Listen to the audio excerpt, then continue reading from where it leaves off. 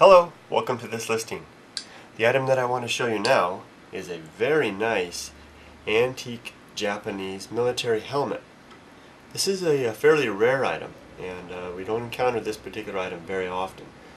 This is an authentic piece, and it likely dates from the Japanese Meiji period, so probably just before the turn of the 20th century, so around the end of 1890s or maybe even the early 1900s. This particular type of hat is modeled after similar hats which are used by Japanese farmers, and this conical shape provides protection against the sun and a nice shade for the head. The helmet is made of a hard inner material which may be an inner layer of paper. You can actually see there's a break in the item here, and you can actually see inside. This innermost layer may be paper hardened with lacquer or hardened with a varnish material. And outside of that there is another fabric, a layer that's made of fabric, and it also has a varnished appearance.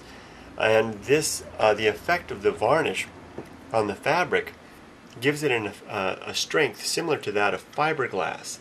So although this is not fiberglass, it has the same type of strength and resilience that fiberglass has. On the outermost surface, there's a very thick layer of varnish, or lacquer. And this lacquer layer is quite thick, so I suspect that many layers were applied. You can actually see the edge of the lacquer here. So it probably took quite a while to apply layer after layer of lacquer to get that thick finished effect. On the inner surface of the helmet there is another layer of lacquer directly on what appears to be the paper layer underneath. And this inner layer of lacquer is much thinner. The lacquer is in surprisingly good condition given the age of the helmet, and doesn't have a lot of cracks, but it is chipping and coming away in some places. The most significant area of damage is right up here near the top, where a large section has come away.